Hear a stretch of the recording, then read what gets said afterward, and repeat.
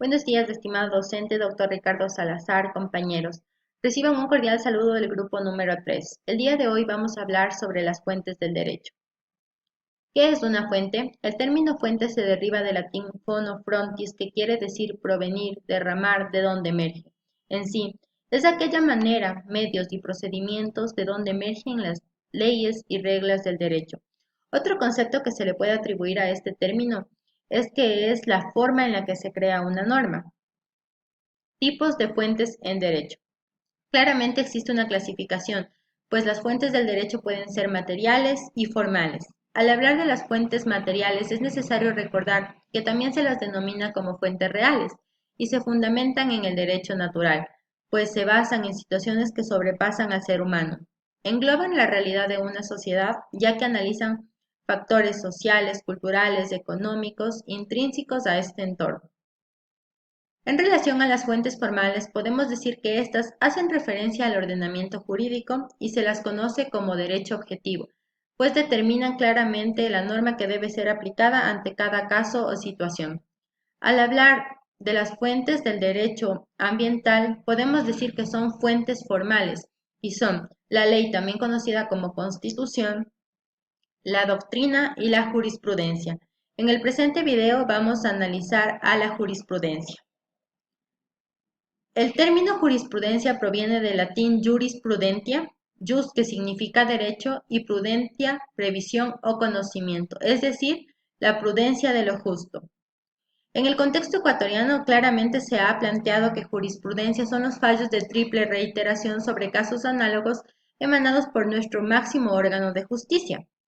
Hemos considerado conceptos de juristas latinoamericanos como Torres, quien en el 2013 nos dice que la jurisprudencia, denominada también precedente judicial, sentencia normativa, criterio jurisprudencial, es la decisión del más alto tribunal de un país que al resolver un caso concreto establece un principio o doctrina jurídica vinculante para el propio Tribunal Supremo y todos los órganos jurisprudenciales inferiores.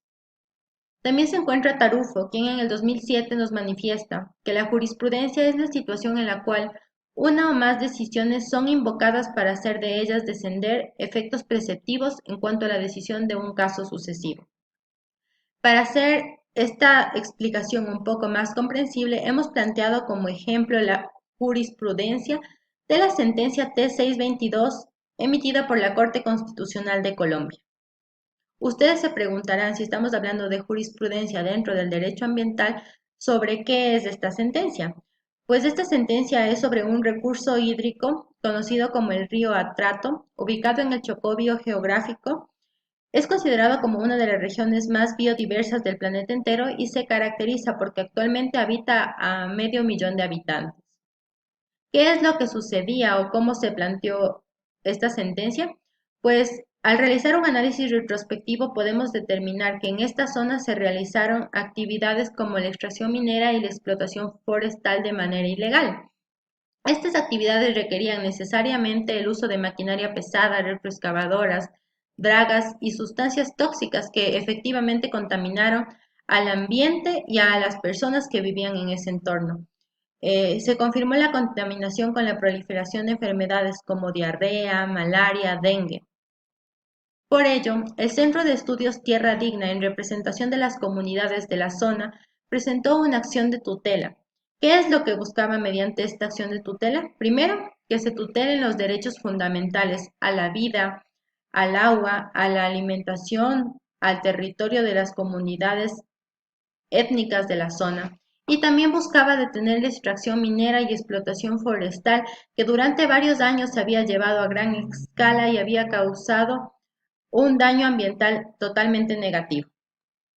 Esta acción fue presentada en el Tribunal Administrativo de Cundinamarca en relación a la competencia, quien resolvió no dar trámite a esta acción de tutela, determinando que era improcedente, pues consideraban que no están solicitando la tutela de los derechos indispensables o fundamentales, más bien hablaban por los derechos colectivos.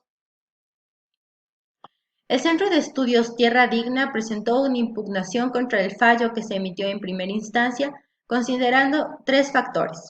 El primero de ellos, el desconocimiento de la vulneración y amenaza a los derechos fundamentales de las comunidades accionantes. El segundo, irregularidades en el trámite judicial de la acción de tutela. Y el tercero, la activación de otras acciones judiciales que no han resuelto o que no han sido efectivas. Como segunda instancia, nos encontramos en el Consejo de Estado, sección segunda, quien confirmó el fallo impugnado y concluyó que no existe vulneración de los derechos alegados. Es por ello que se tuvo que acudir a la Corte Constitucional de Colombia, quien para emitir una resolución o una sentencia respecto a este recurso hídrico, realizó un trabajo multidisciplinario y actuó bajo el enfoque ecocéntrico y de bioculturalidad. Es así que declaró que efectivamente existía una vulneración de derechos fundamentales a la vida, a la salud, al agua, a la seguridad alimentaria, al medio ambiente sano, a la cultura y al territorio de las comunidades que habitaban en la cuenca del río Atrato y sus afluentes. Y también dispuso reconocer al río Atrato, su cuenca y afluentes como una entidad sujeta de derechos. Además, indicó que tanto el Estado como las comunidades étnicas tendrían que estar a cargo de su protección, conservación, mantenimiento y restauración. A continuación, se ha citado claramente lo que reconoce la Corte Constitucional de Colombia en la sentencia T-622. La justicia con la naturaleza debe ser aplicada más allá del escenario humano y debe permitir que la naturaleza pueda ser sujeto de derechos. Bajo esta comprensión es que la Sala considera necesario dar un paso adelante en la jurisprudencia hacia la protección constitucional de una de nuestras fuentes de biodiversidad más importantes, el río Atrato. A modo de conclusión, podemos determinar que esta sentencia no solamente benefició al país en sí, pues creó un precedente para el derecho ambiental. Además, se debe incentivar a que las normas jurisdiccionales y las normas judiciales sean un poco más fuertes y que se respete a la naturaleza como sujeto de derecho. Agradecemos la atención prestada al video y esperamos que la información proporcionada haya sido de su ayuda.